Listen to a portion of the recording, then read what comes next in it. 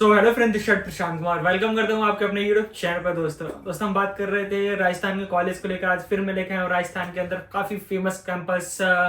Location की अगर मैं बात करता हूँ, उदयपुर में लोकेटेड है आपका। अगर लोकेशन से समझ ही गए होंगे मैं किस कैंपस की मैं बात करने वाला हूँ।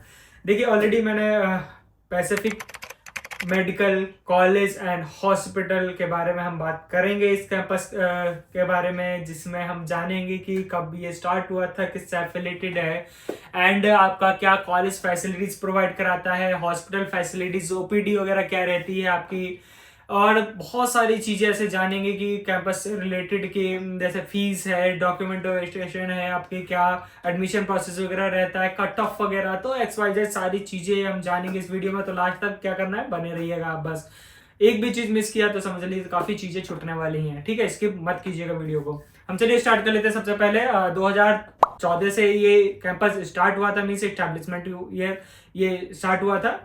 एंड अगर मैं बात करता हूँ इस कैंपस की एफिलिएशन की, दो की Rajasthan university of health science से आपका एफिलेटेड है, एनएमसी से आपका रेगनाइज्ड रहने वाला है। लोकेशन अगर कैंपस की मैं बात करता हूँ, आपका नेशनल हाईवे 27 गिरवा उदयपुर में आपका लोकेटेड है, नियर बाई आपका पड़ने वाला है, ठीक है। और कैंपस जो आपका 32 एकड़ में फैला हुआ है, तो काफी अच्छा खासा कैंपस है। कैंपस में सारी चीजें, फैसिलिटीज वगैरह आपको अवेलेबल मिल जाएगी। हम कैंपस फैसिलिटीज की अगर मैं बात करता हूँ, उसके अंदर एकेडमिक इंफ्रास्ट्रक्चर जैसे smart classrooms, air condition lecture halls और auditorium, pre para clinical laboratories वगैरह हैं आपकी, और आपका सेंट्रल लाइब्रेरी है, उसके अंदर टेक्स्ट बुक, कुछ journalism, e research, WiFi enable computer, hi tech labs वगैरह, ये सारी चीजें आपको कैंपस के अंदर मिल जाएगी, ठीक है। उसके बाद हॉस्टल्स भी अवेलेबल हैं गर्ल्स बॉयज दोनों के लिए, ठीक है। स्पोर्ट्स में भी काफी अच्छा खासा क्रेज करा रखता है। अगर आप स्पोर्ट्स में आप अच्छी खासी रुचि रखते हो तो आप स्पोर्ट्स में भी जा सकते हो। आउटडोर इंडोर दोनों ही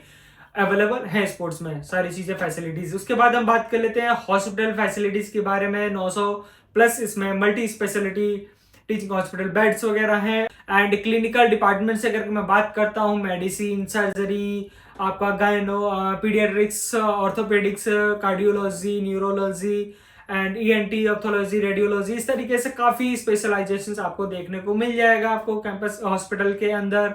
एंड आपका अगर मैं डायग्नोसिस सपोर्ट की मैं बात करता हूँ, तो आपका 24/7 कैजुअलिटी की फैसिलिटीज अवेलेबल है। वेल इक्विप्ड ओटीज हैं, रेडियोलॉजी है, CT scan, MRI, USSG, naval to credit labs वगैरह एंड ब्लड बैंक वगैरह, सारी चीज़ें हॉस्पिटल के अंदर देखने को मिल जाएगा, जिसमें हर तरीके का पेशेंट आता है। पेशेंट आप जितने ज़्यादा डील करोगे उतने ही ज़्यादा बेनिफिट होने वाला है। तो मशीन तो आपको लिए भरपूर आपको देखने को मिल जाएगा।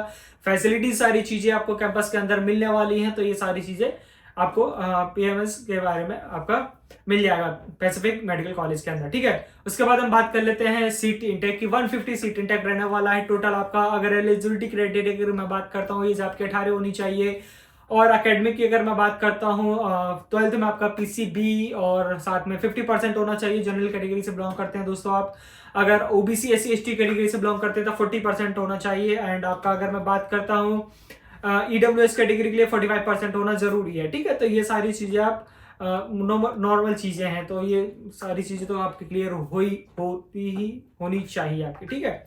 उसके बाद हम बात कर लेते हैं एमबीबीएस फी स्ट्रक्चर के बारे में। तो प्रॉपर वे समझ लीजिए, ट्यूशन फीस आपकी स्टेट कोटा वाली 24 लाख के करीबन रहने वाली है। मैनेजमेंट कोटा पे अगर जाते हो तो दोस्तों 28.5 लाख के 29 लाख के करीबन फीस रहने वाली है, ठीक है। तो मैनेजमेंट कोटा की मैंने आपको अप्रोक्स एक बजट बताया है पर ईयर का, क्योंकि इसमें भी नेगोशिएबल होता है, ठीक है, फीस पे। तो मैनेजमेंट कोटा पे अगर राजस्थान पे आप डोमिसाइल पे मतलब लेते हो तो कोई दिक्कत नहीं है, क्योंकि आपका डोमिसाइल राजस्थान है तो वहां तो नेगोशिएबल नहीं हो सकता। अगर मैनेजमेंट कोटा पे अगर जाते हो दोस्तों, आपके मार्क्स कम है, बजट थोड़ा सा अच्छा खासा है, तो आप मैनेजमेंट कोटा पे जा सकते हो। यहाँ पे आप नेगोशिएबल भी करा सकते हो। अगर आप नेगोशिएबल कराते हो तो वो आपका कॉलेज वगैरह से बात करिए डायरेक्ट, ठीक है। उसके बाद हम बात कर लेते हैं, अगर counter one time counter deposit होता है, मीन सिक्योरिटी मनी 2 लाख रुपए जाता है दोनों के लिए, स्टेट और मैनेजमेंट के लिए। हॉस्टल फीस आपकी जाती है 2.5 लाख के करीबन दोनों के लिए, वही सेम। इसका अलग अलग चार्जेस रहता है, AC, non AC, single, double, triple, जिस तरीके से आप शेयरिंग में लेते हो सबका अलग अलग चार्जेस जाता है, ठीक है। उसके बाद आपका हॉस्टल्स सिक्योरिटी मनी जाती है 2 लाख रुपए करीबन, वो भी रिफंडेबल रहती है, ठीक है। ये दोनों चीजें आपकी कॉलेज एंड आपका हॉस्टल की सिक्योरिटी मनी आपकी रिफंडेबल रहती है, ठीक है। या तो फीस में एडजस्टमेंट हो जाती है लास्ट ईयर में, करवा लीजिए, या तो फिर आप रिफंड करवा सकते हैं, जैसे आपकी सुटेबल सही लगता है। वैसे मेरा मानना है कि आप वही फीस में एडजस्टमेंट करा ले तो सबसे बेटर रहता है, ठीक है। उसके बाद हम बात कर लेते हैं एमबीबीएस कुछ कट ऑफ्स वगैरह के बारे में हम जान लेते हैं। जैसे कि आपका फर्स्ट राउंड का करीबन जो कि वहीं के डोमिसाइल वालों के लिए 350 करीबन गया था, राउंड सेकंड में भी वही आपका करीबन कुछ कम गया था 340 के करीबन, थर्ड राउंड में भी थोड़ा सा हाई चला गया था।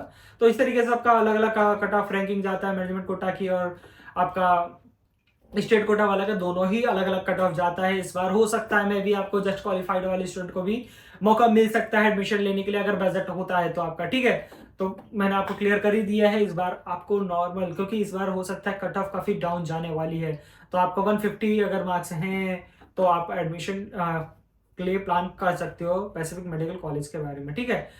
उसके बाद हम बात कर लेते हैं एडमिशन प्रोसेस वगैरह के बारे में। फर्स्ट आपको रजिस्ट्रेशन कराना होता है राजस्थान के रजिस्ट्रेशन स्टेट का। उसके बाद आपका choice filling, seat lock and आपका सीट अलॉटेड होती है। उसके बाद सेकंड राउंड जो जिस कॉलेज के लिए भी आप इंटरेस्टेड होते हैं वहां पे आप जा सकते हो एडमिशन लेने के लिए, फिर डॉक्यूमेंट वगैरह, फीस सबमिशन वगैरह, फिर लास्ट इज रिपोर्टिंग टाइम। ये सारी चीजें एडमिशन प्रोसेस वगैरह रहने वाला है आपका।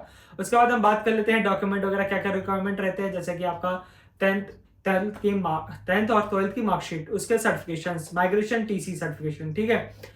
उसके बाद NEET score card, NEET admit card और आपके आईडी प्रूफ जैसे आधार कार्ड, पैन कार्ड वगैरह, और आपका ड्राइविंग लाइसेंस कुछ भी लग सकता है।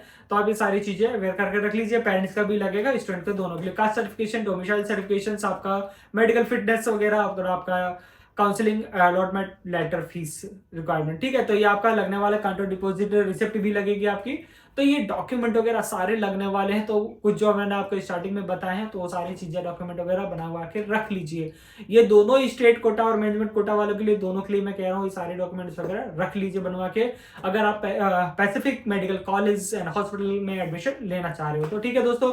ये वीडियो पैसिफिक मेडिकल कॉलेज के बारे में इतनी थी। अगर इस कॉलेज के लेकर और अदर कैंपस के रिलेटेड अगर कुछ जानना चाहते हो तो या तो मेरे आप ऑफिस आ सकते हो, मेरे से बात कर सकते हो, मेरे सीनियर से बात कर सकते हो मेरे, और आप आपके जैसे नहीं आ पाते हो, काफ़ी दूर है आप, तो कॉल पे भी बात कर सकते हो। मैं कॉलेज से रिलेटेड और काउंसलिंग से रिलेटेड सारी चीज़ें आपको गाइड कर देंगे हम लोग। चलिए मिलते हैं अगली वीडियो में। बाय बाय, टेक केयर दोस्तों।